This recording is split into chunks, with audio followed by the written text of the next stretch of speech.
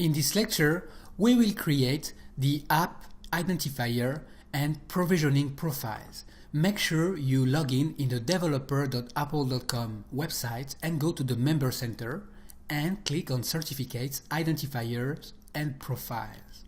Once you do that, click on Identifiers. Now, an ID or app ID is what is used to represent a unique app, such as an Apple Watch app or an iPhone app or an iPad app. So this ID is unique in the sense that if the app is a calendar app, and let's say the calendar was called Sunrise Calendar, then if you create another app that might be a bingo app, then they cannot use the same app ID. They can use the same certificate, but not the same app ID.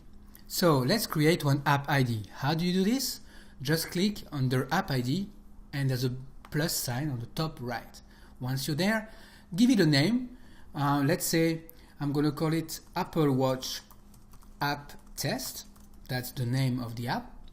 And the value, you can just use the app ID prefix that's already here. That's the team ID that's generated for you whenever you registered as an iOS developer. And then you can give it an explicit ID. We're using reverse domain name conventions, which means that, let's say, apple.com, we would use com.apple. Now, what you should do is usually use something that you would remember. So you would do com.applewatchapp.test. That's one example, but feel free to put anything you'd like as long as you remember what you put here, and it needs to be unique. And next, you need to click on continue. Don't worry about the rest. This is for extra features that we will not need in the near future. Click on continue and submit. Once you do that, you just can click on done. If you go back to the app IDs, you will see yours. Mine is right here, Apple Watch App Test. All right. Now we need to link it to a provisioning profile.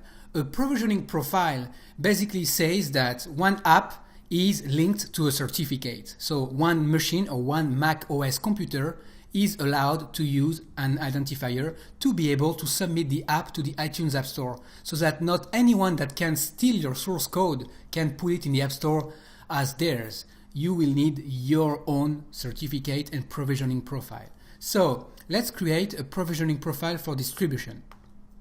Click on provisioning profile distribution, and here click on the plus. Once you do that, select App Store. Now, if you want to try it on your physical device, your own Apple Watch or iPhones, you need to select the iOS app development. Now, this is the one we will use for App Store. And click on continue. Now, select the app ID that we created earlier, which is the Apple Watch App Test, and click on continue. Now select a distribution profile that you created earlier. I'm going to use this one and I'm going to click on continue. Alright, now this is the name of your provisioning profile that will appear in Xcode whenever you will need to use it. So here I'm going to call this one Apple Watch Prod for production or production. Alright, and I'm going to click on generate. Alright, this might take a while.